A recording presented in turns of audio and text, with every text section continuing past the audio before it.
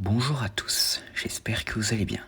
Aujourd'hui, on se retrouve pour parler des membres du groupe des Chevaliers de Rennes dans Star Wars. Donc qui sera un peu du style de celui que j'avais fait avec les Inquisiteurs il y a quelques mois. Et donc du coup, cette fois-ci, c'est au tour des Chevaliers de Rennes qui sont un peu en quelque sorte les Inquisiteurs du Premier Ordre. Et donc, commençons. Et d'ailleurs, au passage, je ne compterai pas Kylo Ren parce que vous le connaissez déjà. Parce que oui, pour ceux qui ne savent pas, Kylo Ren est un Chevalier de Rennes. Mais bon, bref, commençons. En premier, nous avons Ren. Donc, Ren était le premier chef du groupe des Chevaliers de Rennes.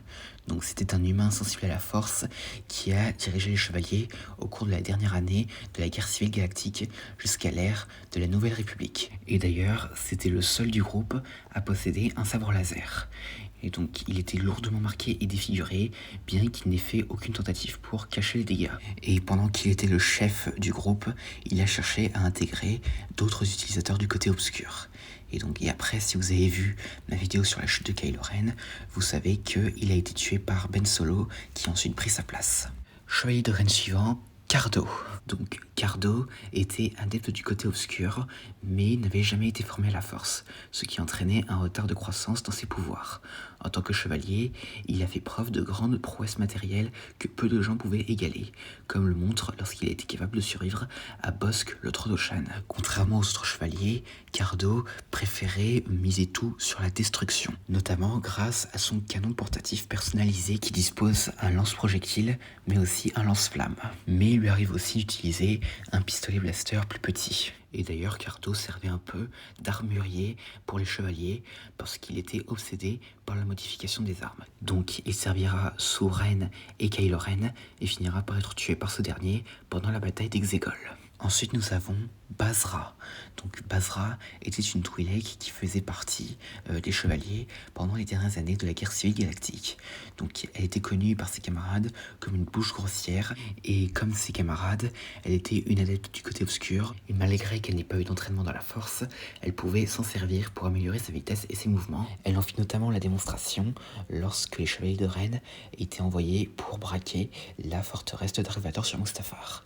Donc comme le reste des chevaliers, elle possédait un casque et portait des vêtements noirs qui couvraient tout son corps, y compris ses coups, et avait également un pistolet blaster et une hache. Finalement, elle meurt dans le paysage infernal du côté obscur. Ensuite, nous avons Fyodor. Donc Fyodor fait partie d'une espèce inconnue et qui avait servi également sous Ren pendant la guerre civile galactique. Donc dans les dernières années du règne de l'Empire.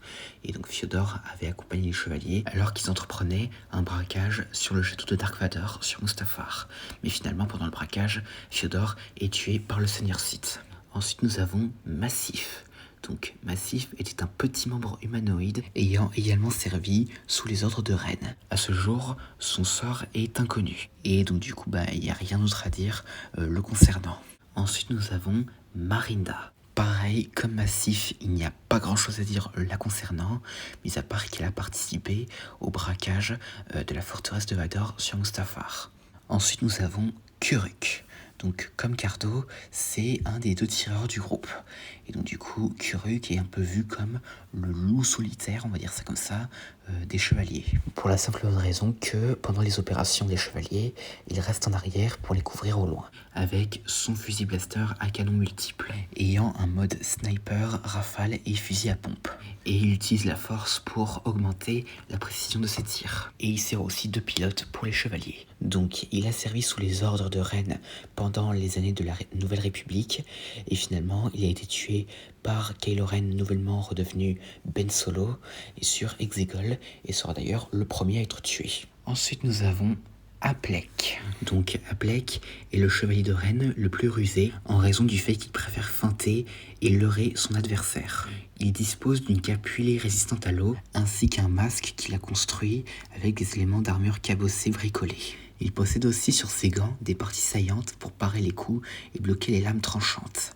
Et en termes d'armes, il possède une vibro-hache de bourreau mandalorien ainsi qu'un fumigène pour brouiller la vue et les capteurs qui ne l'affectent pas en raison de sa sensibilité à la force. qui lui permet de voir à travers les écrans de fumée. Et donc dans le film, donc l'ascension de Skywalker, il sera celui qui capturera Chewbacca et qui sera poussé dans le vide par Ben pendant la bataille d'Exegol. Et comme vous le savez, les personnages qui disparaissent au moment dans le vide reviennent souvent. Donc il est possible que Aplek soit vivant, bien que cela reste à voir. Ensuite nous avons Trujen, le membre le plus imposant du groupe. Un peu à la manière du général Grievous, c'est un collectionneur de trophées, car après chaque combat, il récupère quelque chose qui a appartenu à son adversaire. Et pour l'anecdote, son casque, il l'a construit à partir d'un fragment de casque de Death Trooper impérial qu'il avait tué. En termes d'armes, il dispose un vibro-compret, mais il possède aussi une vibro-machette en guise d'arme de rechange. Dans l'épisode 9, c'est l'avant-dernier à être tué. Ensuite, nous avons Ushar.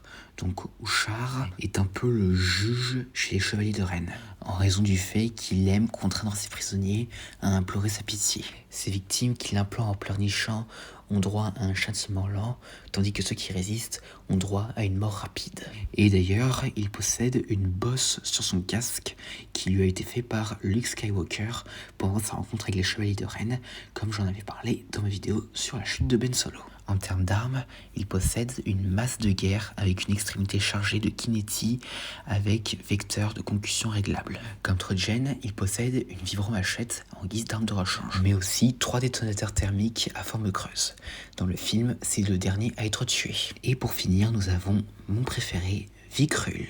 Vikrul est considéré comme le moissonneur, le faucheur des morts et le récolteur des âmes en raison de son arbre, une vibrofaux, en fric récuite, qui est d'ailleurs équipé d'un réglage vibrotechnologique à ultrasons qui permet à la lame de déchirer la chair en un petit clin d'œil, et est capable de parer un coup de sabre laser. Et plus il fait de victimes, plus son pouvoir dans la force augmente. Et c'est d'ailleurs l'un des rares à être capable d'utiliser la force, et s'en servait pour amplifier la peur de sa proie. Et bien sûr, il avait des réflexes améliorés. Bien qu'il préfère combattre ses adversaires à bout portant, il utilisait aussi un pistolet blaster qui était dans son étui à la hanche en cas d'urgence. Il portait un manteau en peau de reptile géant inconnu et son casque était fait de minerai de pastillon, qui est d'ailleurs utilisé pour incruster les poignées de sabre laser. Et dans l'épisode 9, c'est le 4e à être tué par Ben Solo lors de sa rédemption. Et donc, c'est tout ce que j'avais à dire concernant les Chevaliers de Rennes. Dites-moi en commentaire lequel vous préfériez et autres. Et sachez d'ailleurs que l'histoire des Chevaliers de Rennes n'est pas terminée, étant donné qu'ils sont en train d'être développés dans les comics récents. Et d'ailleurs, peut-être même qu'on les verra dans une future série à l'avenir, comme Mandalorian ou autre. Et donc voilà, j'espère que cette vidéo vous aura plu. N'hésitez pas à me dire ça dans les commentaires et à la prochaine.